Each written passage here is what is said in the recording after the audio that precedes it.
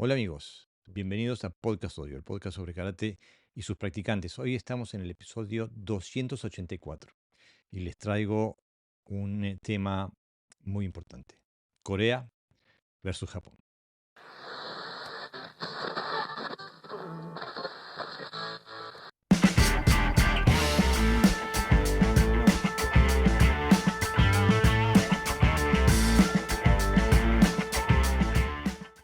Y para ayudarme en la tarea, tengo a Sensei Carlos García Arocena, fundador de Garza Hapkido. Bienvenido, Sensei. Bienvenido, muchas gracias, desde ya muchas gracias y bueno, es un gran honor estar acá acompañándolos en vivo, ya que los vengo acompañando desde el 2021, todos los días entrenando, escuchándolos. Bueno, un gusto de que haya servido para algo, por lo menos que nos escuche mientras entrenas, y que, Sí. bueno, estamos muy contentos de que estés aquí. También, como siempre, para ayudarnos en la tarea, está José Navarro Sensei. Bienvenido, Sensei. Buenas, hola a los dos. Bueno, el título suena bastante provocador, Corea versus Japón, pero es porque queremos apuntar a quizás que hay una dualidad falsa entre esa clásica Corea versus Japón, karate versus taekwondo, y queremos ver qué caminos recorre un buscador, porque por algo escuchás este podcast, Sensei, Exacto. eh, y, y qué diferencias hay en el camino recorrido por un artista marcial que va por el taekwondo y el hapkido, y uno que va por el karate, eh, y quizás creo que podemos encontrar puntos en común. Así que, primero, para que la audiencia se haga una idea, contanos un poquito cómo empezaste, haciendo qué, Bien, y por qué empezaste. sí. Empecé, tuve un comienzo que fue truncado. A los 9 años yo vivía a media cuadra de un club, que era un club de tenis, que entre otras actividades había clases de karate Shotokan. Y no recuerdo bien si era por iniciativa mía o mi madre, me terminó anotando y asistiendo a la clase de karate de Shotokan. Y creo que duré 3 clases. La tercera clase nos puso el sensei, hizo un círculo, hacer kumite, y bueno, recibí una patada en el estómago, y esa fue mi experiencia con el karate, y bueno, y mi comienzo con el arte marcial, que fue bastante frustrante. Después pasaron los años, yo siempre fui bastante deportista, pasaron los años, y en 1980 yo tenía 15 años, y ahí tuve una desavenencia con una chica, una novia, que se fue con otro chico. Y, y bueno, y ahí se me pasó por la cabeza, así que yo tengo que aprender a defenderme, yo lo tengo que agarrar a este chico y darle una paliza, no sé. Ese fue un poco la gota que derramó el vaso. Y andando en ómnibus, había un chico repartiendo folletos, y bueno, llegó a mis manos, que hablaba de karate coreano, clases de karate coreano en la Ciudad Vieja, que es ahí, el barrio al lado del puerto de Montevideo. Y bueno, convencí a un amigo, para ir junto con él, y bueno, él me acompañó creo que 1 mes, 2 meses, y después continué yo solo. Este, Ese era un coreano que había llegado en la década del 70 al Uruguay. Bueno, él era de Tang Soo Do, después pasó a Taekwondo, y bueno, Entonces no te mentía, ahí. era karate coreano. El Tang Soo Do es Shotokan coreano. Exactamente, era karate coreano. Mm. Sí, sí, sí, sí, sí, sí. Y bueno, después de ahí me enteré que en mi barrio habían abierto una escuela de taekwondo, y era un colombiano, que estaba llegando al Uruguay. Y bueno, empecé con él, me hizo quitar el cinturón amarillo y me obligó a empezar de blanco, una actitud que en su momento me molestó, pero bueno, después nada, entendí que nada, que por un tema de respeto era otro maestro, y bueno, lo tomé bien. Y bueno, y seguí. ahí seguí 10 años con él hasta que tomé el segundo Dan. Después él se volvió a Colombia. Yo di 4 años clases. Yo ahí ya me había casado, ya estaba trabajando y bueno, tuve la posibilidad de dar clases en un gimnasio en el barrio donde vivía. Y bueno, y después haciéndolo un poco resumida la historia, me crucé con los deportes de aventura, que son los deportes que son esas carreras largas de 200, 300 kilómetros, Oh, que es trekking, bicicleta, kayak, cuerdas, etcétera. Y, y bueno, me metí a fondo con eso con mi mujer. Hacíamos equipos de 3 y 4 personas y bueno, y ahí competí como wow. 6 años en Uruguay y en Argentina, hasta que me crucé con un ex compañero de taekwondo que hacía muchos años que no lo veía y ahí me habló de Hapkido, que yo no tenía ni idea de lo que se trataba. Y bueno, y ahí un poco por la charla que tuve y por lo que él me comentaba, que era mucho más completo que lo que habíamos hecho nosotros toda la vida, que era el taekwondo, decidí empezar y bueno, y ahí empecé en el 2006 y fueron 19 años hasta la fecha, sin parar. Eso te iba a preguntar, Carlos, porque aquí, por ejemplo, entró el taekwondo también por esa fecha, quizás un poco Sí. tarde, y se conocía de las artes coreanas, no se conocía el Hapkido, se conocía el Mm. taekwondo. Y los profesores que empezaron luego a dar Hapkido venían todos del taekwondo, como si fuera una prolongación. Entonces, ¿tiene alguna relación directa el taekwondo con el Hapkido o son artes independientes? Son artes independientes, pero la gran mayoría de los practicantes de Hapkido, por lo que estoy conociendo en estos últimos años, y bueno, y yendo a Corea y hablando con ellos y viéndolos, la gran mayoría de los practicantes de Hapkido son cinturones negros de Taekwondo, pero son artes totalmente independientes, con dos fundadores bien diferentes.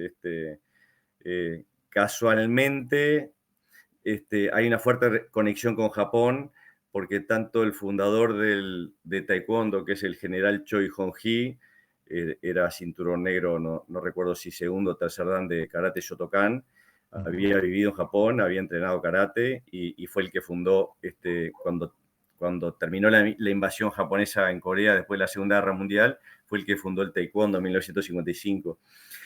Y el Hapkido es un coreano que se lo llevan una familia de japoneses cuando era un niño, y bueno, lo terminan abandonando, cae en un templo con un monje, y ese monje lo lleva a vivir con uno de los descendientes del clan Takeda. Y bueno, y ahí es una especie, no se sabe si de esclavo, sirviente o lo que fuera. Este coreano que es el fundador de Hapkido se llama Choi Jong-sul, y bueno, está 20 años o menos alrededor de unos 20 años con Takeda, y cuando se independiza Corea en 1945, él a, regresa a Corea y termina fundando el Hapkido. Él lo que había aprendido era Dai to Ryu Aiki Jujutsu, que era lo que enseñaba Sokaku Takeda. Sí, el maestro de Ueshiba, sí. El maestro de Ueshiba. Por lo tanto, el taekwondo y el Hapkido tienen una conexión directa, enorme con Japón. Esa es la verdad. Sí, ese es un tema que tiene connotaciones políticas que no son muy buenas. La, Mm. la- la- la- la política, la geopolítica de Japón en esa época era horrenda.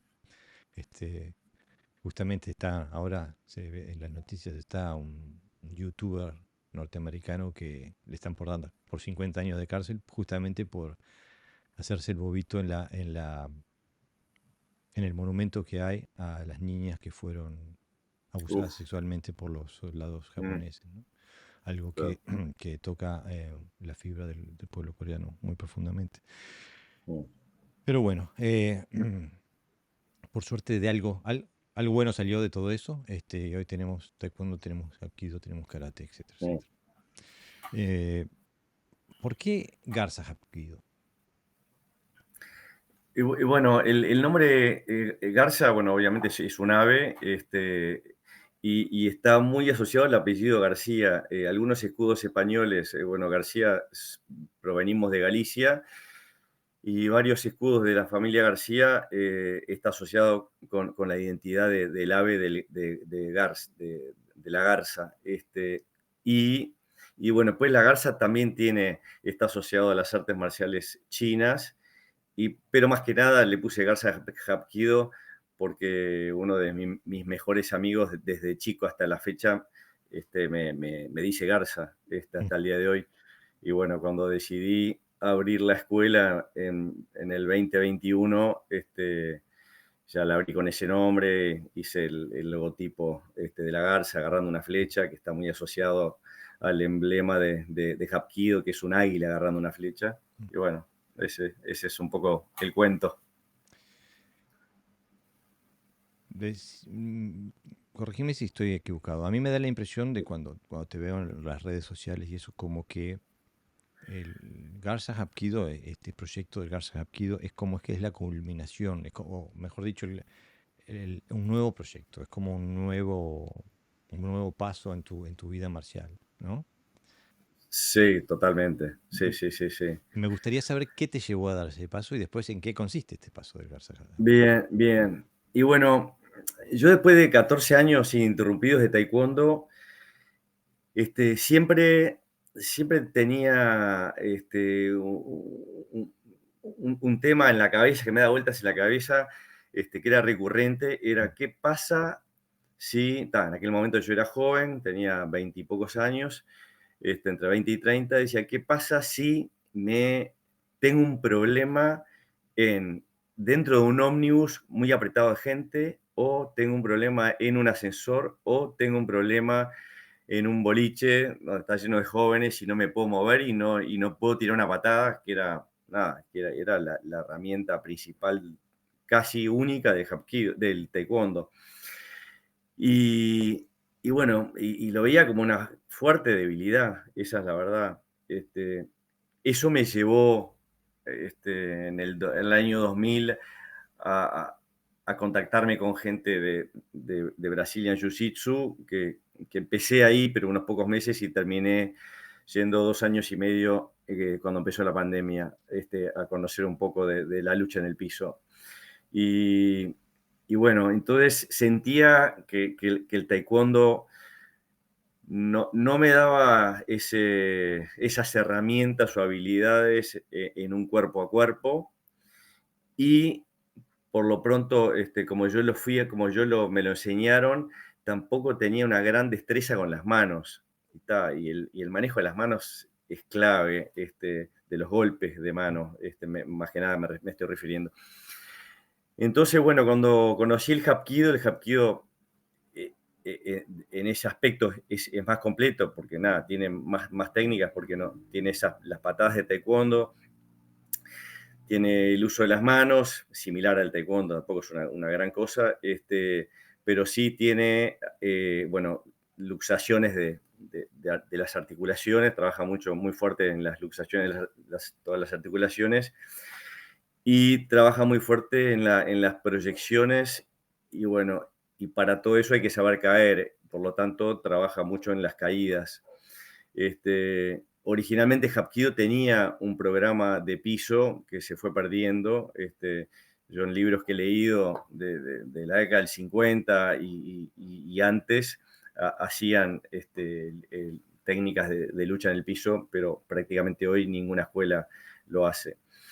Y bueno, entonces el Hapkido me dio todas esas herramientas y esas técnicas, y bueno, un poco la búsqueda mía, que no la encontré, estoy lejísimo de encontrarla, pero es la búsqueda en lo que estoy, es ver cómo yo, desde una postura de combate o de una postura de alerta donde estoy recibiendo una amenaza, transito al cuerpo a cuerpo y termino la pelea en forma exitosa.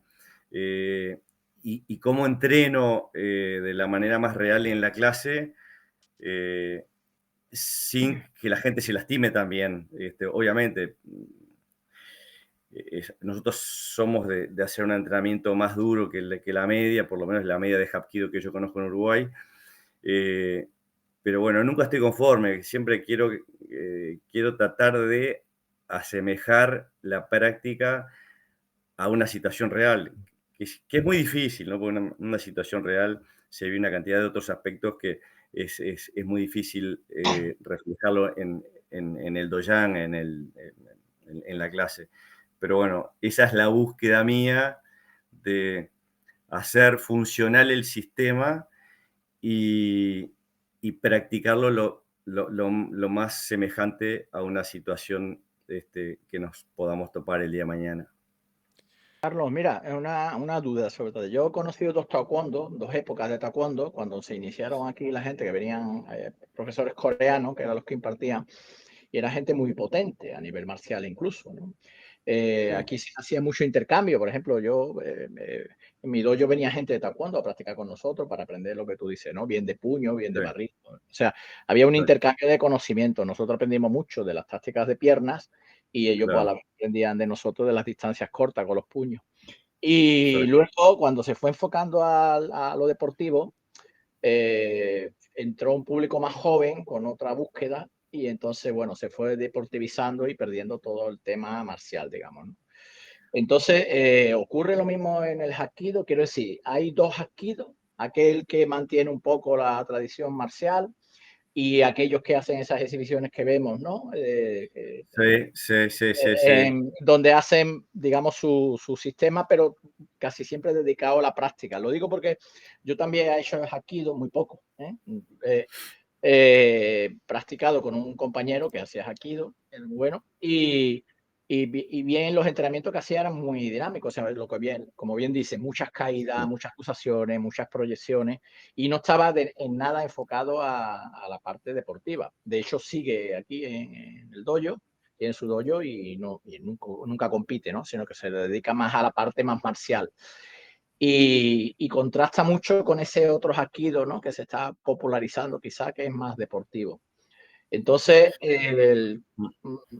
puede pasar lo mismo que en el taekwondo, que al final se generalice tanto que se vea el Hapkido no como un arte marcial, sino como un deporte. Indudablemente eso está ocurriendo. Yo creo que es una lástima.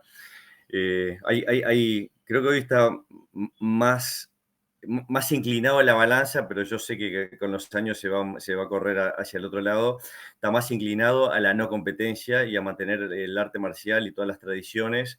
Y bueno, y a no competir porque uno no puede competir en luxaciones porque termina lastimando seriamente quizás al otro y entonces y el deporte no es lo que busca otra cosa. Por lo tanto, cualquier arte marcial que entra en el deporte se termina simplificando, suavizando.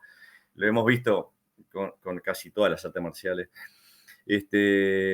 Pero bueno, ocurre un poco eso. Yo la escuela donde pertenezco hoy, que la sede está en Corea, ellos no participan en campeonatos abiertos, sí lo que hacen es un par de veces por año, es una escuela que está ramificada en toda Corea y tiene muchos doyanes abiertos con alumnos, y hacen 2 veces por año una demostración entre ellos que termina siendo como un campeonato, pero en realidad son demostraciones. O sea, son dos compañeros, obviamente ya sabemos lo que vamos a hacer y bueno, y se puntúa el que lo hace más vistoso, etcétera, etcétera. Pero eso es un poco lo que pasa, pero bueno, ese tema de deportivizarlo está en todas las artes marciales y en el Hapkido también.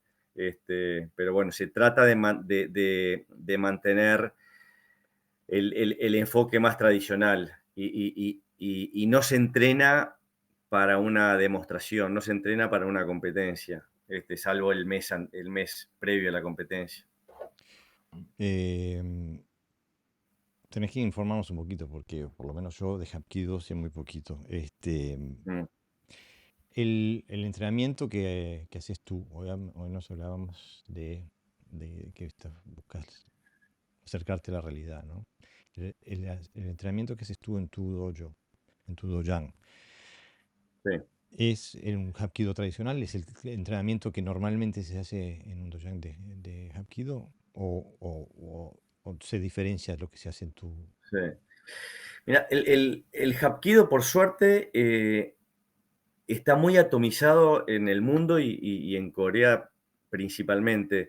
Por lo tanto, a diferencia de karate, judo, taekwondo, donde hay una o dos o tres o cuatro máximo organizaciones muy fuertes que regulan todo, el Hapkido, por suerte, no existe. Entonces son cientos de asociaciones diferentes y por lo tanto el-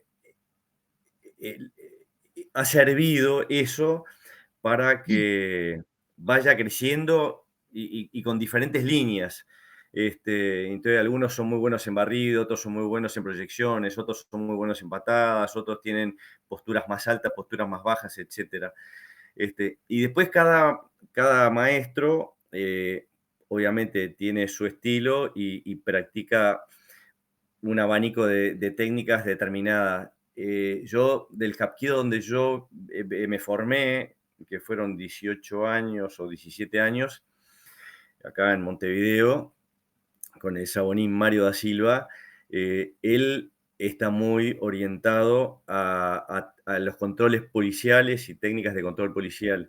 Y un poco él orientó su Hapkido para ese lado, dejando de lado otras técnicas que son medulares del Hapkido, como ser principalmente las proyecciones y los barridos, básicamente.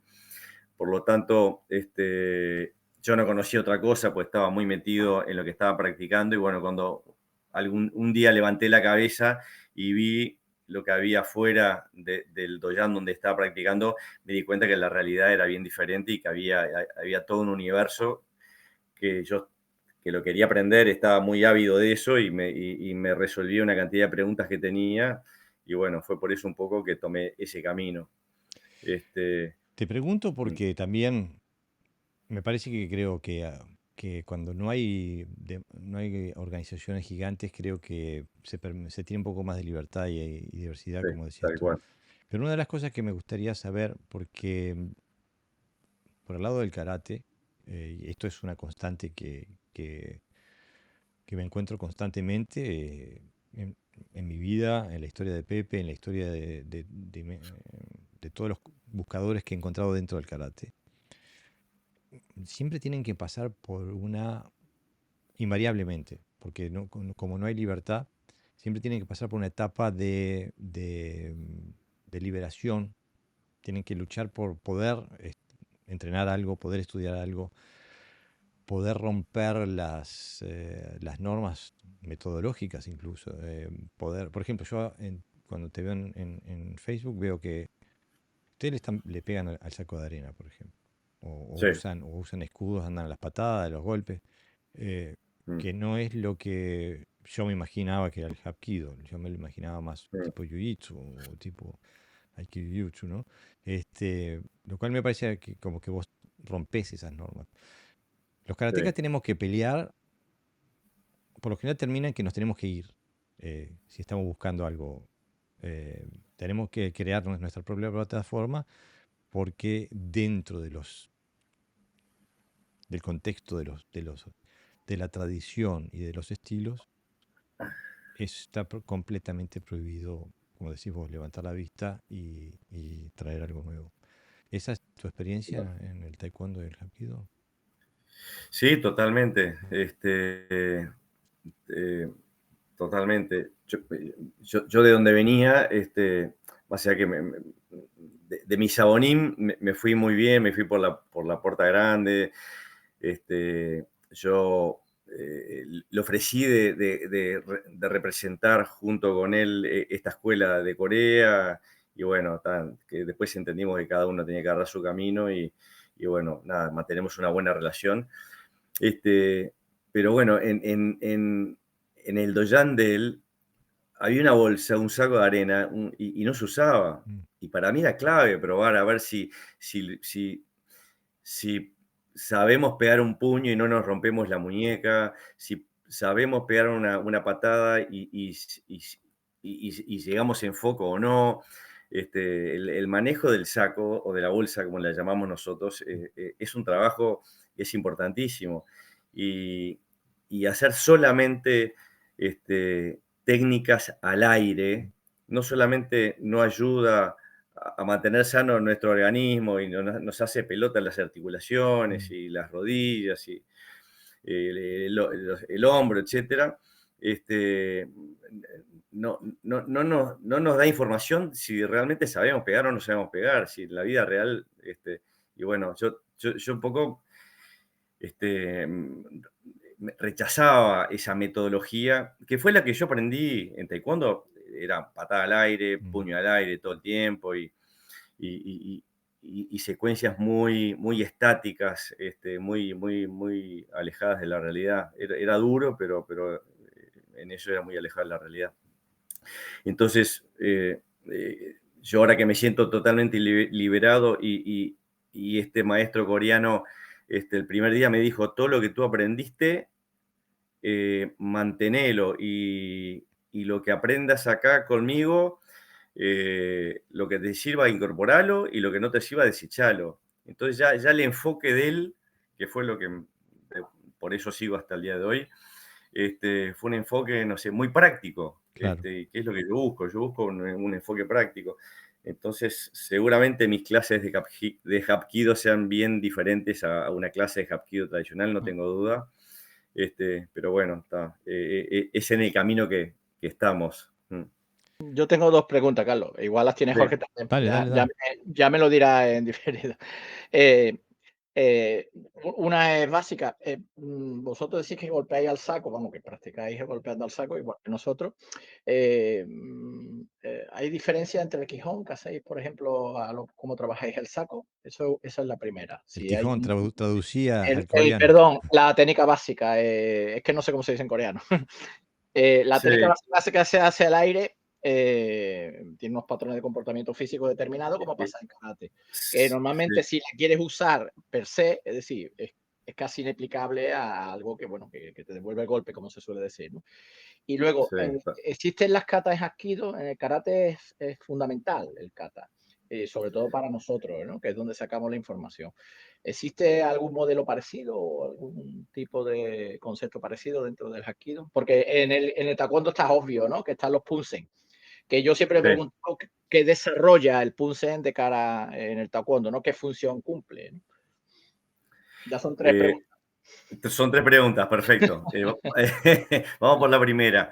Por la primera, a diferencia del taekwondo, los puños de Hapkido es un puño como si fueras un boxeador. Vos estás parado, 50 y 50, medio de perfil, con la guardia arriba, y tira, y golpeamos y volvemos a la guardia. Por lo tanto, se hace prácticamente igual que en el saco, o sea, desde ese punto de vista, que no así el taekwondo. El taekwondo en eso es muy parecido al karate.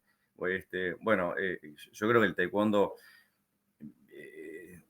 inicialmente cuando se fundó el taekwondo, era karate en Corea. O sea, estos coreanos enseñaban karate. Después fue evolucionando y es lo que vemos hoy.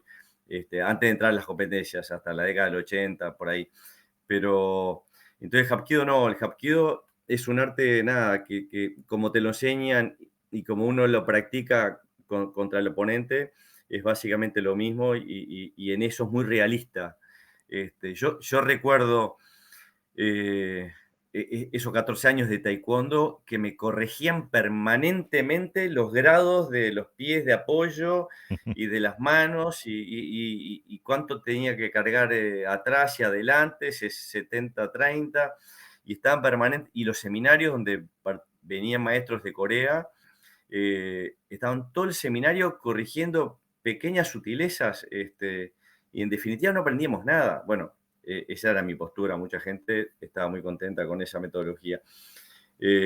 Acá no, acá, y yo soy de la idea, y así lo he recibido en estos últimos años, que cada uno tiene que hacer la técnica como mejor le sale. Y dependiendo del peso y de la altura, unos van a tener una posición y otros van a tener otra. Y quizás mismo en el agarre, para hacer una luxación, a uno le va a quedar por el tamaño de la mano o por diferentes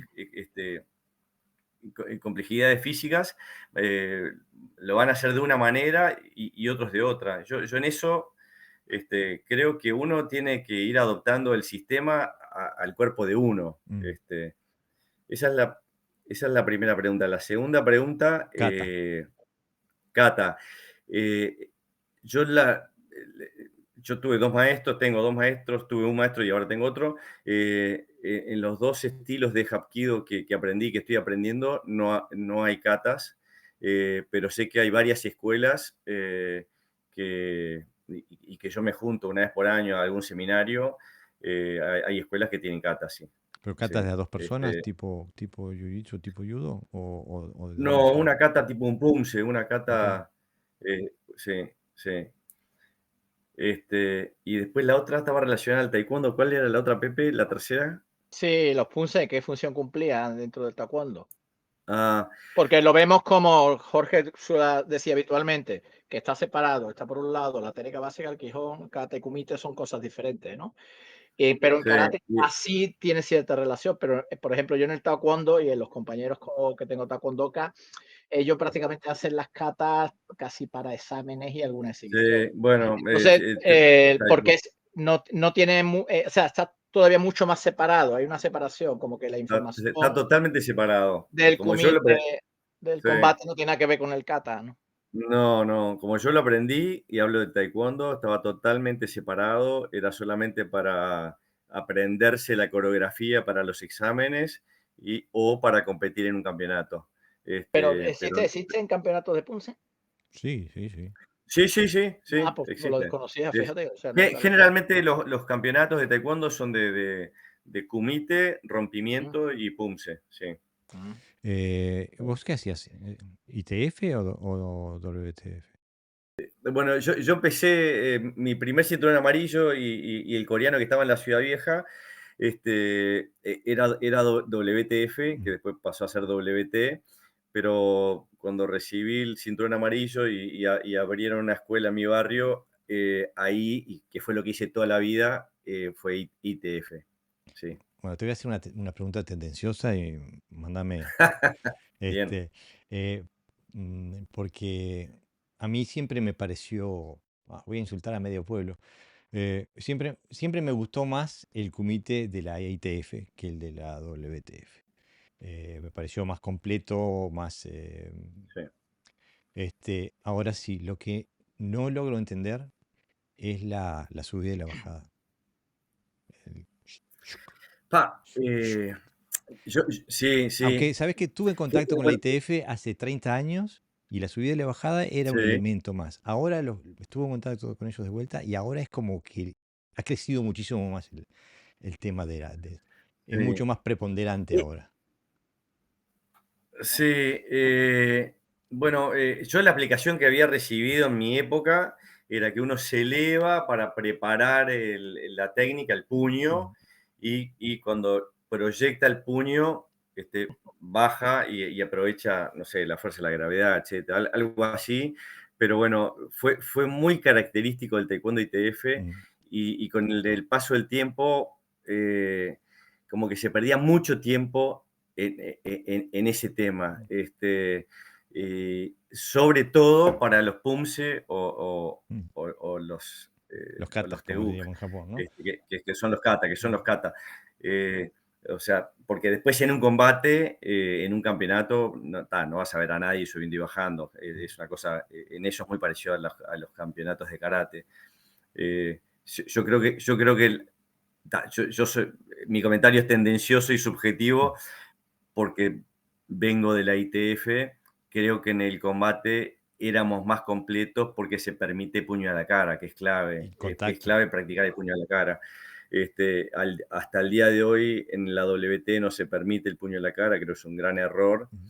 Y después todo ese tema de los puntos, que no importa la intensidad del golpe, sino que tu pierna llegue o al peto o al casco, termina ganando a alguien que quizás era muy rápido, pero no era contundente. Entonces, yo en eso estoy totalmente en desacuerdo. Es como jugar a la mancha, ¿no? Exactamente, sí.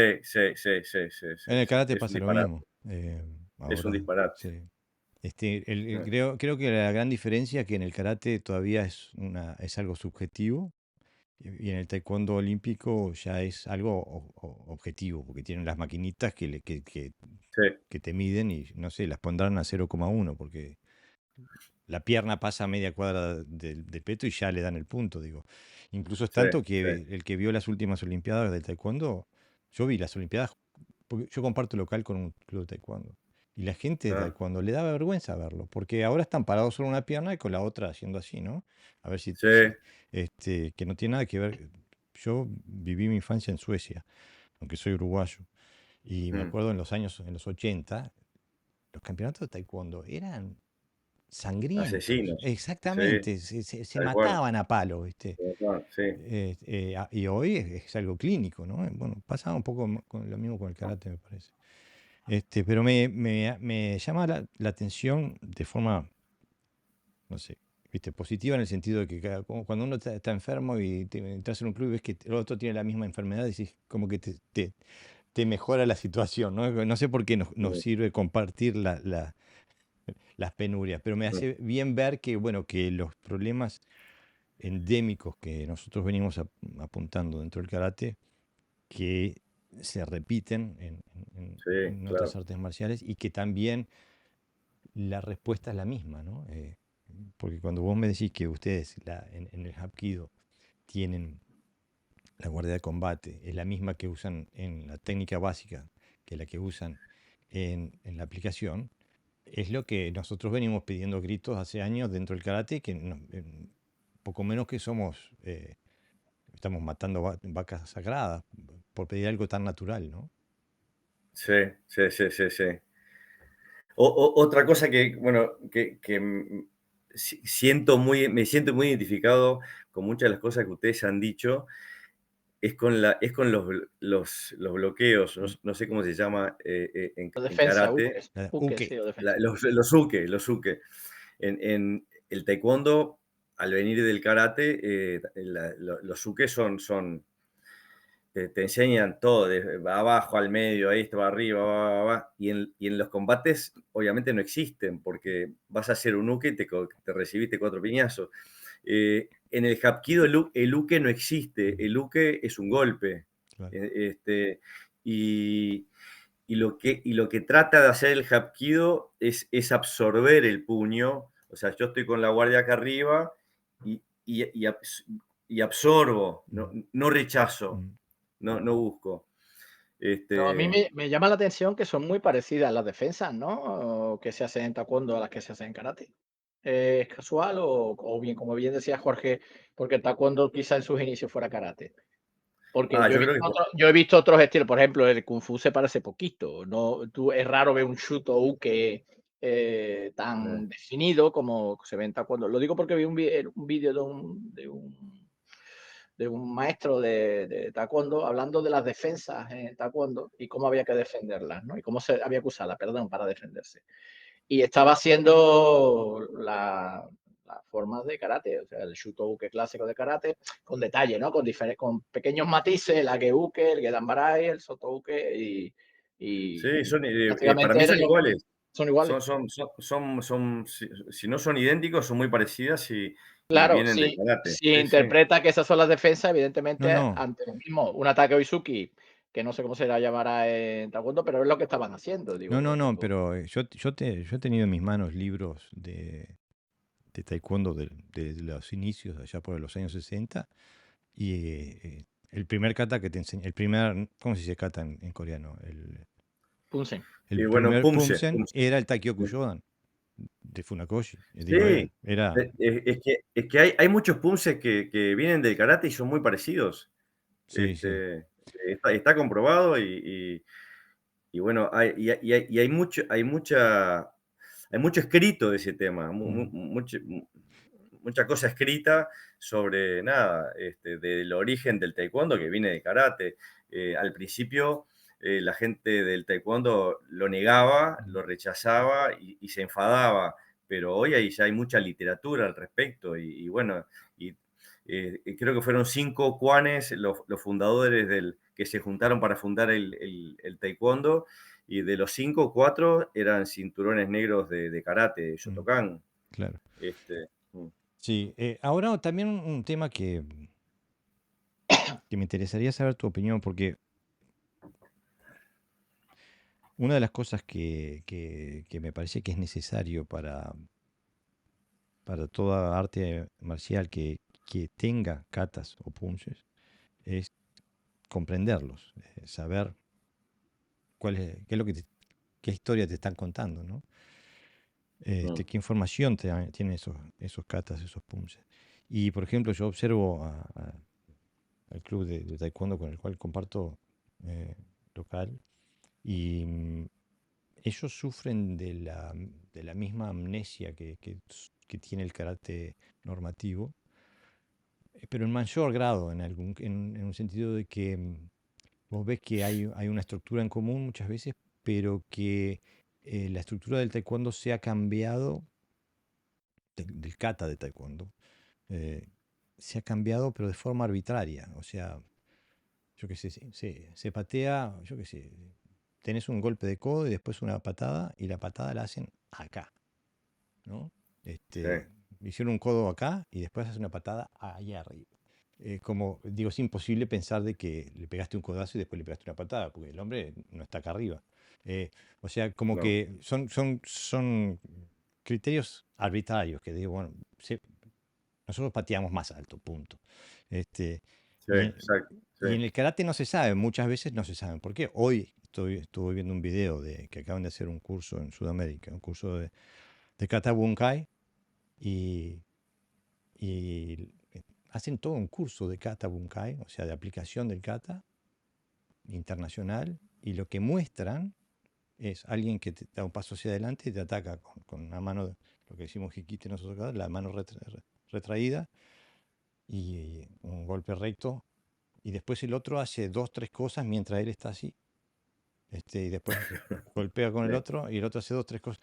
Y la gente está convencida que eso es bunkai. Digo, a mí no se me no se me pasa por la cabeza que un maestro que haya hecho un arte marcial y haya hecho un codificado la información dentro de un kata o un pumse, digo, eso es lo que haya codificado, porque es inusable, no existe en la realidad. Eh, No. y digo, y por lo que te escucho decir, parece que también sufrían más o menos de los mismos problemas cuando estás en el taekwondo. Ahora, de eso te liberas de todo eso cuando estás en el Sí. hapkido, ¿no? Porque ¿cómo definirías, cómo se transmite la información dentro del hapkido? Y bueno, por un lado, uno tiene que practicar las técnicas generalmente, o aprender las técnicas, generalmente se hace en una posición más estática, para aprender, no sé, las técnicas de luxación o Mm, las técnicas de proyección o las caídas. O sea, el aprendizaje arranca en un modo estático y bueno, y creo que el desafío luego, que es lo que en el camino que estamos nosotros, es tratar de dinamizarlo y darle realismo y darle fuerza. Y también lo que hacemos nosotros mucho en la clase es de, si la técnica no sale bien, que el compañero que la está recibiendo se escape, ruede, no se tire, o sea, que siga, cosa o sea, de no colaborar, la palabra es colaborar, de no colaborar en un 100% con el otro que no está haciendo bien las cosas y por lo tanto no logra el objetivo deseado. Entonces, bueno, un poco nos iniciamos en una forma más estática, más tradicional de casi todas las escuelas de artes marciales, y después el camino evolucionamos hacia algo más dinámico y con más realismo. Que honestamente estoy en esa búsqueda y cada clase que pasa, digo, no, lo tengo que hacer de esta manera, lo tengo que haber hecho de esta otra manera. Nos hace falta una dosis de realismo mayor y bueno, estamos un poco esa es nuestra búsqueda, sí. A mí me llama mucho la atención lo que decís también, porque hace resonancia en lo que yo voy encontrando, porque cuanto más, bueno, ahora todo el mundo que escuche el podcast sabe que Pepe y yo hace ya años que venimos trabajando con unos katas antiguos de Aragaki Seijo y de Goukenki, dos chinos en Okinawa. Y cuanto más estudio esos katas, más cuerpo a cuerpo encuentro, más luxaciones encuentro, más proyecciones encuentro, más estrangulaciones encuentro y menos golpes y patadas encuentro. Mm. Lo cual a mí me gusta porque como que vos partiste de un lado donde te faltaban los golpes y saliste a buscar por esa vía, y a mí me sobraban los golpes, pero me faltaba toda la otra parte, ¿no?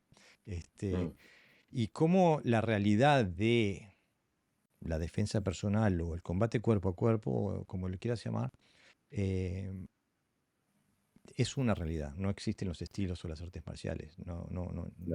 Es una sola realidad. Y cómo está compuesta en gran parte por el cuerpo a cuerpo y la lucha de posición y la fuerza contra la fuerza y el arraigo. Y creo, para mí como instructor tengo el mismo problema que vos. ¿Cómo estudio esto? ¿Cómo practico esto sobre el tatami dentro del doyan sin matar a la gente, sin destrozar a los alumnos? Y entonces intento compartimentar la realidad en distintos segmentos y después juntarla en distintas combinaciones, pero nunca juntarla toda, porque ahí es donde se rompe todo. ¿Cómo haces vos? Y bueno, mira, justo anoche, que fue la última clase de la semana, le decía a los chicos de que el gran desafío nuestro, y ahí hablo de nuestro, de Garza Hapkido, es cómo manejamos la transición del combate con puño y patada al cuerpo a cuerpo. Que seguramente esa transición o nos comamos algún puño o nos comamos alguna patada, pero el hapkido tiene que entrar al cuerpo a cuerpo, si no, no es hapkido. El hapkido, si no entra al cuerpo a cuerpo, termina siendo una pelea de karate, de boxeo o de taekwondo. Y a veces cuando hacemos combate, nosotros hay días que nos ponemos los cascos, guantillas, todo, y hacemos combate. El gran pecado nuestro es quedarnos en el combate fácil, que es en el de patada y puño, y no arriesgarnos a entrar el cuerpo a cuerpo y pasar ese momento que es difícil, porque una vez que llegamos al cuerpo a cuerpo, ahí sí, barremos, proyectamos, luxamos, etcétera. Pero esa transición es un poco el desafío que tenemos y bueno, nada, y ese es en el camino que estamos. A veces hacemos técnicas, bueno, ahora tirame 2, 3 puños fuerte y bueno, yo voy a ver cómo entro.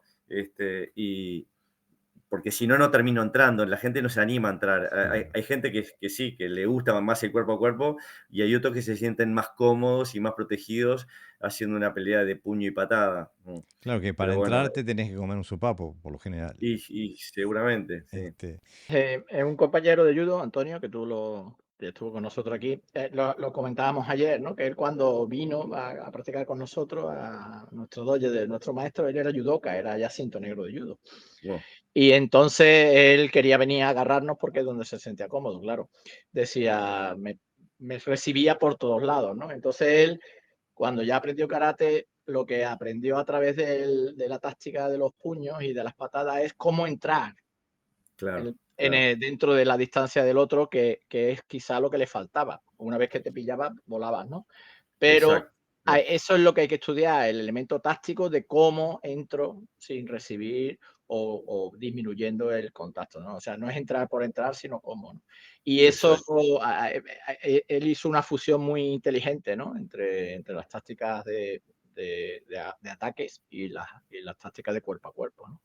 A mí también me llama la atención que cuando vas para atrás y vas a las escuelas antiguas, incluso las militares, creo que más incluso que las civiles, te das cuenta, por ejemplo, que casi todas las técnicas se basan en agarres, ¿eh? En evitar que el otro desenvaine, el evitar que el otro te golpee, el evitar que tenga un cuchillo, seguramente porque iban armados, etcétera, etcétera. El caso tenemos ahí de la Daito Ryu, ¿no? Que son sistemas de Jiu-Jitsu que casi todos se basan no en intercambio de golpes, como puede ser el boxeo, sino que Claro. casi todos acaban en agarres y luxaciones, proyecciones o estrangulaciones. Mm. Están Es, llenos, sí, más a un porcentaje del 95% quizás, ¿no? a mí me pasó, tengo acá el libro, el fundador de mi estilo, Hironori Otsuka, provenía del Yoshinryu Jiu-Jitsu, un Koryu, Mm, un estilo viejo de Jiu-Jitsu. Y cuando vos ves claro. el libro, el 90% de las técnicas son con sable o cuchillo. Este, Mm, y todo las luxaciones, las proyecciones, etcétera, etcétera, están en ese contexto táctico. Eh, claro. y creo que justamente, como decía Pepe, el hecho de, por ejemplo, luxaciones y tipo de llaves, muchas veces era o para impedir que desenvaine el arma o para sacársela muchas veces, ¿no? Por lo menos en esos Mm, estilos militares. Ahora, desde el punto de vista de defensa personal, Carlos, sí, especialmente teniendo en cuenta que muchas veces la defensa personal, si terminamos en una situación física, es porque gran parte del contexto táctico en el que nos encontramos lo decidió el oponente. Eh, sí. y que por lo general, si es eso, es porque se siente más fuerte o porque son más o porque le parece que la situación le favorece a ellos o a él. Y del punto de vista de la defensa personal, ¿te parece cuáles son las limitaciones del agarre, de la proyección, de la estrangulación, de la luxación? Y bueno, la situación del agarre es una situación muy compleja, más allá que cuando se enseña, se enseña en un marco de que no hay ningún problema o agresividad que vamos a recibir, pero la situación del agarre, si él me agarra, seguramente me agarre y me pegue. Ujú, Y entonces, nosotros lo que hacemos siempre cuando él me agarra, que no se enseña así, es si él me agarra, yo le pego ujú, y después le hago la técnica. Pero no es que él me agarra y bueno, y yo giro o le agarro la muñeca, porque en todos esos segundos que estoy haciendo la técnica, me enterró con la otra mano de claro. cabeza. Este, y, y bueno, ese es el riesgo de entrenar con una venda en los ojos dentro del dojo o el doyan y no tomar en cuenta esos peligros de la vida real. Por lo tanto, nada, de esa manera lo trabajamos nosotros. Cada vez porque nosotros tenemos agarres de diferentes partes del brazo y del cuerpo, ya sea de muñecas o del dobok, de la casaca. Eh, pero bueno, todos de alguna manera nace con una técnica de golpeo, ya sea de puño o de Mm. patada. Si él me agarra por atrás, voy a intentar primero patearle el empeine o hacer algo así para luego hacerle la técnica. Este, sí, O sí. sea que tienen un principio de,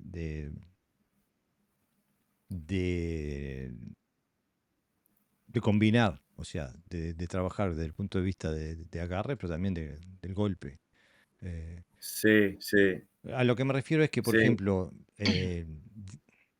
dentro del marco, no del marco de la pelea, pero del marco de la defensa personal. Por ejemplo, sí, eh, si sabe, el hecho de que, yo qué sé, vos me lleves al suelo y me estés haciendo una estrangulación.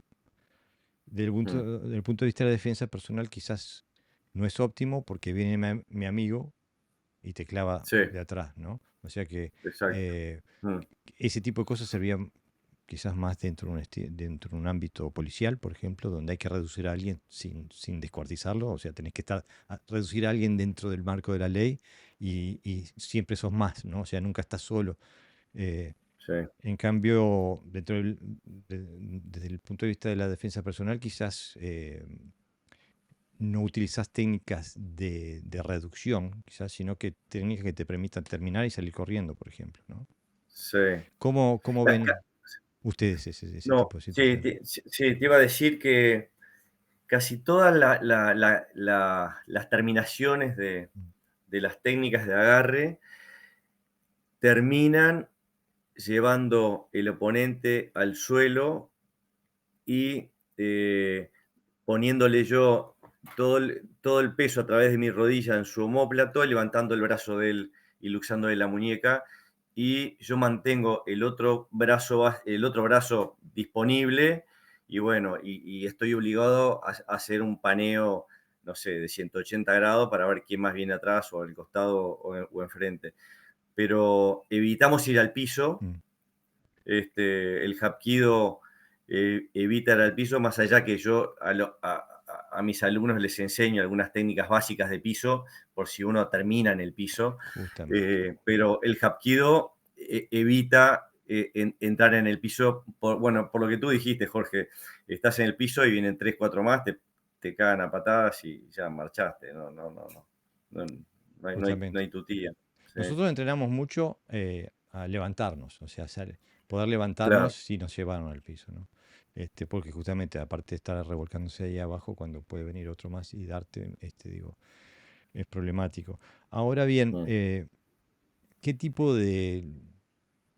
Pues estamos hablando muy genéricamente de agarres, sí, de luxaciones. sí. ¿Qué tipo de técnicas son las más preciadas, las favoritas de ustedes en este tipo de cosas? Porque yo los he visto haciendo mucha luxación de codo, de muñeca. Este, Sí, la favorita del Hapkido es luxación de muñeca. ok.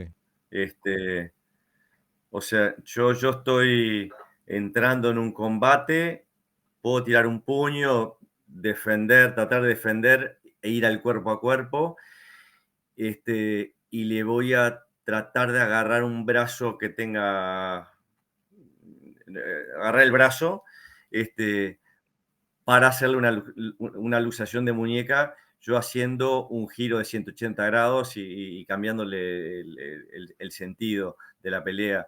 Eh, es una técnica, obviamente nunca la practiqué en la vida real, es una técnica riesgosa, que hay que ser muy rápido para que salga bien, pero eh, la técnica característica del Hapkido es la luxación de muñeca, que hay varias, ¿no? Ahí yo te comenté una sola, pero el Hapkido se caracteriza por la luxación de muñeca. Y lo segundo es por lo menos el que yo estoy aprendiendo o el que aprendí, es a través de las proyecciones, los lanzamientos. Ujú. Mm. Yo los Tiene, veo. tiene una lógica táctica, ¿no? Por ejemplo, en algunas escuelas donde se trabaja el cuerpo a cuerpo mucho, cuando en determinadas posiciones se ataca la articulación más cercana a nosotros. Sí, O sea, como está ahí ya, pues ahí la atacamos, ¿no? Más que ir sí, hacia él. Y luego siempre el usar un codo es mucho más dificultoso que el usar una muñeca, ¿no? La energía que sí. tengo que usar y el posicionamiento también. ¿Ves? Por ejemplo, Yo te diría que primera luxación de muñeca, segundo proyección y tercero barrido. Esa es un poco Ujú. la batería que tenemos en el cuerpo a cuerpo nosotros. Mm. sí, por ejemplo, ahora te estoy viendo un video donde trabajan con acoplarse al puño y de ahí hacer barridos, hacer luxación. E incluso veo que después de acoplarse el puño entran con rodilla y después viene la sí, proyección, por ejemplo. sí. Este, eh, desde afuera, desde el que no sabe nada, me parece hasta como un aikido asesino, algo así, algo así. Y bueno, es que somos primo hermano de la gente de Aikido. Sí, sí, sí, sí. El Hapkido es mucho más cerrado que el Aikido y el Hapkido se concentra mucho más en la luxación y el golpe es más cerrado y más cortito, por lo tanto es más doloroso. Pero bueno, obviamente venimos de Takeda y Ueshiba también, así que somos bastante primo hermanos, sí. Sí, se nota. Aunque, Sí, bueno, ahora estoy viendo otro video tuyo y están tipo kickboxing, dándole sí, con sí. combinaciones de mano y de pierna, este, Mm, y de rodilla, y de codo, y después viene la mm, proyección. Digo, trabajan sí. mucho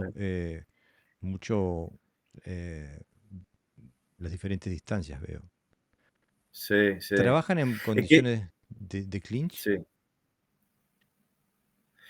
Y bueno, sí, sí, porque creo que en una condición de clinch el tema del barrido es clave. Mm, Y bueno, y por lo pronto, y con la pierna y barrerlo por detrás de él, este, es una de las maneras que tenemos de trabajarlos a través del clinch. Y bueno, y tratar de ver si podemos sacar alguna proyección desde esa posición también.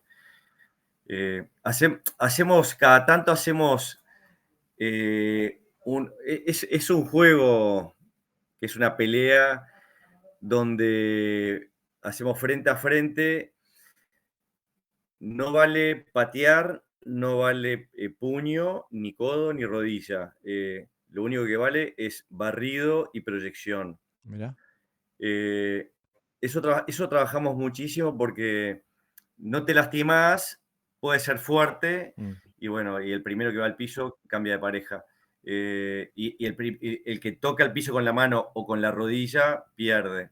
Y ahí lo que tratamos, es difícil el ejercicio porque sabemos bien que el objetivo es ir a una proyección e ir a un barrido, pero bueno, después te trenzás con toda la fuerza y parecemos dos monos empujando y no hacemos ninguna técnica, pero el desafío es ir a la proyección y al barrido. Tipo En sumo, Corea, en casi. Corea Sí, en Corea se hacen campeonatos de esto, Ujú. pero bueno, es como un judo, Ok. donde buscas eso.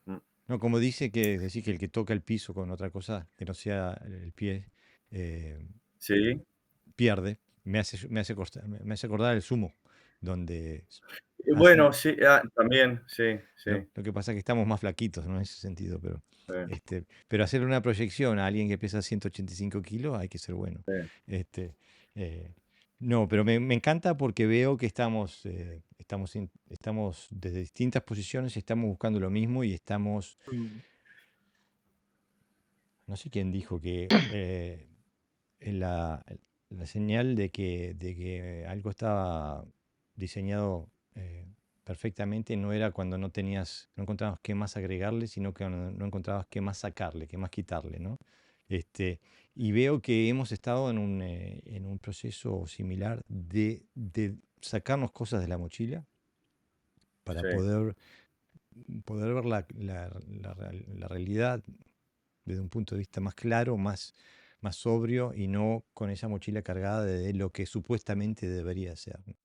sí, Que es el gran problema que tenemos en el karate, es que tenemos toda una fábula de lo que debería ser el mundo y lo que el karate realmente hace en el mundo, y que cuando lo confrontas con la realidad, no encaja el, el sí, discurso no encaja con lo que se hace, ¿no?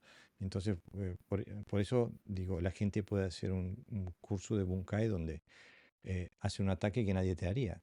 Entonces vos decís, pero ¿qué estoy entrenando? ¿no? Pero la gente no se hace esa exacto. pregunta. Eh, lo cual creo que es de la naturaleza humana que, que la gran mayoría sigue una línea porque es la línea que le dieron y siguen. Pero después están los Claro, buscadores, los que se hacen la pregunta, ¿no? sí, sí. Y veo que estamos luchando con el mismo monstruo. Este, Sí, sí, sí, sí. Otro tema que los he escuchado a ustedes debatir muchísimo, y yo siempre me hago la misma pregunta, es si lo que estoy aprendiendo es un sistema de defensa personal o un sistema de combate o ambos. mm, Y bueno, yo voy por el camino de ambos, ¿no? mm, Y justo el otro día leí algo en Facebook esta semana que decía que el arte marcial estaba enseñado no para defenderse de peleadores profesionales mm. o buenos peleadores, sino para defenderse de la gente común y corriente. Y yo no estoy tan de acuerdo con esa afirmación. La respeto, pero no estoy tan de acuerdo. Yo creo que nosotros tenemos que tener un sistema de defensa personal, por supuesto, pero tenemos que tener las básicas de un sistema de combate y poder, frente a una amenaza, iniciar el combate y tener controlado a la otra persona. Y bueno, y capaz que si el tipo es un profesional, bueno, le daré un poco de trabajo y me terminaré en el piso, pero, pero Yo creo no que, nos vamos a quedar para atrás. mira, hay una cita de Chokimoto Sensei, uno de los duros del karate de antes, o sea, de los Sí, duros sí, porque sí. daba, que justamente él dice que el karate está diseñado para que la persona que le aplique sus estrategias no sea consciente de ellas. Ahora, para mí eso no implica de que está hecho para pelear contra gente que no sabe pelear, porque me imagino en el ámbito que se creó el karate, Claro, por eran todos supuesto. alados. Entonces, lo que están Exacto. diciendo, le están haciendo algo que alguien que no sabe qué es lo que le estás haciendo, ¿no? Y creo que, digo, si sabes lo que haces, incluso, digo, incluso, ay, se nos fue Sí, se Carlos. nos ha ido Carlos. Bueno, ahora aparecerá, supongo. Sí, bueno, qué lástima, a ver si se vuelve a reenganchar. Sí, porque le quería comentar una cosa sobre precisamente eso, ¿no? Sobre la defensa personal y lo que es combate. Bueno, estamos de vuelta. Sí, tuvimos un problema, un desperfecto técnico, pero estamos de Bien. vuelta. Pepe, ¿te animás a hacer la pregunta? Sí, que cuando coloque respecto, decía Carlos antes, ¿no? De que hay que saber pelear y también mirar desde el punto de vista de la defensa personal, ¿no? Nosotros, cuando nos referimos a eso, es por una cuestión de metodologías de trabajo, ¿no? Que la gente tenga claro si está haciendo una cosa u otra, ¿no? Y a veces se Claro, confunde. Uno piensa que saber defensa personal significa saber pelear y otras cree que sabiendo pelear un día se van a poder defender ante determinadas agresiones que no son consensuadas, es decir, que te aparece alguien y te sorprende, ¿no? Y también a veces el término defensa personal está como quizá excesivamente usado, ¿no? Y se interpreta como mm, un elemento pasivo, es decir, yo estoy aquí tranquilo y de momento viene alguien y yo me tengo que defender, ¿no? Y la pelea es como cuando ya lo hemos iniciado, ¿no? Para nosotros los términos confunden un poquito, porque en realidad la defensa personal es tomar la iniciativa antes que ocurra. Lo que ocurre es que exacto. es Sí, acabarlo lo antes posible, ¿no? Entonces, no hay una gran diferencia, quizás porque mm, los recursos que vas a usar prácticamente van a ser los mismos y luego a nivel emocional y a nivel psicológico van a ser los mismos, es decir, no varía mucho. Quizás lo que sí varía son las formas de entrenamiento, porque no es lo mismo evitar que te peguen que ir a pegarte con otro, ¿no? Entonces, por lo tanto, claro, los entrenamientos son diferentes.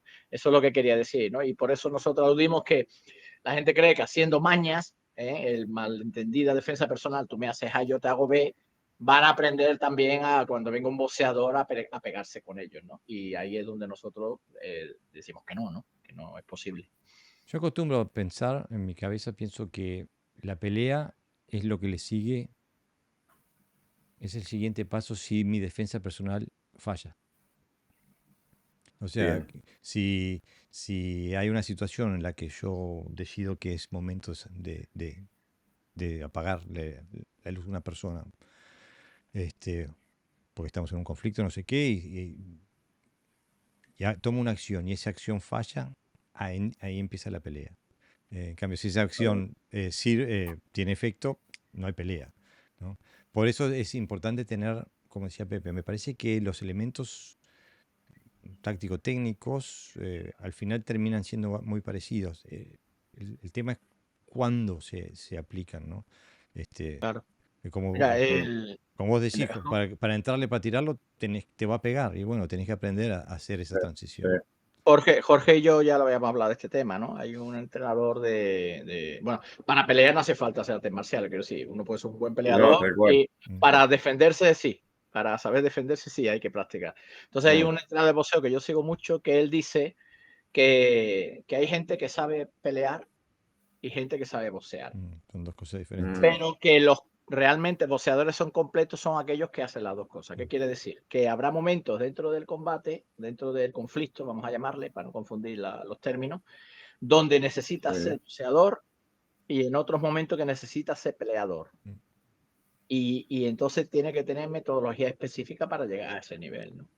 Entonces no es la alternativa, ¿no? O sea, muchas veces dice o pelea o defensa personal, o karate tradicional o karate yusu, o karate do o claro, karate. Siempre, ¿no? Estamos jugando con la dualidad. En este caso sí. es así, es decir, yo a veces tendré que pelear y a veces tendré que defenderme, ¿no? Me hiciste Y tengo pensar que en tener una esos cosa, recursos. Pepe. Carlos, ustedes en el mundo coreano tienen un concepto parecido al karate Nisentenashi, o sea, no hay primera acción, no hay iniciativa en el karate tradicional. No, no. Yo la primera vez que escuché esto que estás comentando fue con ustedes en el podcast. No, Ok. no, en Corea nunca lo había escuchado, ni con el taekwondo ni con el hapkido. Pero a mí me extraña porque, como te digo, convivo con un club de taekwondo. Cuando yo veo sus entrenamientos, cuando no están haciendo la parte deportiva, cuando están haciendo lo que nosotros diríamos los kumitos, o sea, cuando están haciendo sus ejercicios de pares, ¿no? Que son Sí, preestablecidos, todos son karate Nisentenashi, ellos esperan a que el otro haga algo y reaccionan y después sí. hacen, es la médula del karate Nisentenashi del karate tradicional. Pero ustedes en Hapkido no tienen eso, de esperar a que él haga algo. Bueno, ahora me haces dudar, no, nosotros, gran parte de nuestra metodología es una reacción contra un ataque, Ujú. esa es la verdad. Este, y ta, y otra parte no, pero sí, sí, hay una orientación de la enseñanza a, a ser reactivo después de un ataque, a defender un ataque, sí, Bueno, y porque el argumento que hacemos nosotros es que, bueno, esto es una regla del combate y de la guerra. Aquel que toma la iniciativa tiene más chance de sí, ganar, ¿no? O sea, que el que tal pega cual, una vez, pega dos veces, dice el viejo refrán, ¿no? sí, Entonces, dejarlo que esa- pegue, dejarlo que haga. Aparte, yo hago este experimento con la gente que tiene esa mentalidad. Le digo, mira, eh, te voy a pegar con esta mano y te voy a pegar en el estómago. Igual no pueden defenderla. O sea que de las tres variables que hay, que es cuándo, dónde y cómo, lo único que no tienen es el cuándo. Tienen el dónde y el cómo. Igual no se puede defender. Lo cual hace, digo, para que uno se haga la idea de lo difícil que es realmente ser sí, reactivo claro, cuando no sabes ni el cuándo, ni el dónde, ni el cómo, ¿no? sí, Este, sí, a mí me asombra cómo tenemos tantos artes marciales hoy, que supuestamente son milenarias, que caen en esta trampa, cuando estoy absolutamente seguro que si vas 3 generaciones atrás, ni se les ocurría caer en esa trampa. No sí, sé cómo hemos sí, caído en sí. esto. Sí, es verdad. Bueno, a mí me cuenta mi maestro coreano, él más o menos tiene mi edad, capaz que algún año menos, y el Hapkido es un arte marcial moderno porque se fundó en la década del 50. Mm. Y Corea, después de que se liberó, se vivieron decenas de años de años con mucha violencia, Ujú. porque después de la liberación de 1945 vino la guerra entre Corea del Norte y Corea del Sur, y bueno, y lo que ellos vivieron de chicos y de jóvenes eran conflictos permanentes en la calle. Y bueno, y ellos aprendían el arte marcial y lo utilizaban permanentemente. Y también me contaba que en la década del 60 se hacían, entraban a tu doyan, a tu dojo, otro cinturón negro, te provocaba por una pelea y el que perdía se tenía que mudar de barrio, o sea, él le cerraba su dojo y quedaba el dojo abierto del que había ganado. Bueno, Este, no hay que ir tanto. A mí me ha pasado 2 veces acá en Dinamarca. bueno, sí, sí, sí, sí, sí, sí. No me tuve que mudar de barrio. Y entonces, a mí lo que me impresiona es que no pasaron tantos años, porque, y todo se ha suavizado Mm, muchísimo en mm. muy poco tiempo. Se ha suavizado, se han perdido técnicas, se han perdido la manera de enseñar. Eso me impresiona un poco. Este, Y ahora que decís eso, porque por ejemplo, nosotros accedimos a material antiguo, que lo recibimos en la forma de un kata o un grupo de katas, de Pumse, ¿no? Ahora, ¿cómo se puede hacer ese salto en el tiempo cuando no tenés katas? Eh, Capaz que tenés que agarrar a un par de viejos antes de que se sí. mueran un par de viejos viejos, digo, para sacarle metodología de entrenamiento eh, y un contexto técnico que muchas veces es muy diferente de lo que se hace ahora, porque ahora se hacen las cosas Sí, sin sí. saber por qué muchas veces, ¿no? Y bueno, sí, tal cual lo que estás diciendo, y yo, ese es la principal razón por la cual estoy yendo a Corea casi todos los años, es Mm, porque voy a buscar eso. Y generalmente, cuando voy es un seminario de 2 semanas, de todo el día. Es en una montaña, el maestro vive en una ciudad y en la montaña tiene una especie de resort de turistas de verano, ujú. con una cantidad de cabañas. Y bueno, los días que hace el seminario no va ningún turista y la mayoría de los practicantes son entre coreanos y europeos, hay un lindo mix. Y el único uruguayo Y sos vos. bueno, y trato de, yo soy siempre el único uruguayo, sí. El año pasado fui con un alumno mío que fuimos al seminario y él tomó su examen de cinturón negro ahí, Mira, con el maestro. Pero sí, soy el único uruguayo y casi el único latinoamericano. ok. Sí, muy, muy, muy poca ¿Y qué gente. haces? ¿Hablas coreano Pero o es en bueno, inglés? yo hablo en inglés, bueno, entre los compañeros en inglés. Eh, eh, sí, te iba a decir en francés, no, en francés les entiendo, pero hablo en inglés. Y, y ahora estoy tomando clases de coreano, estoy tomando clases de coreano online con una coreana que está en Seúl.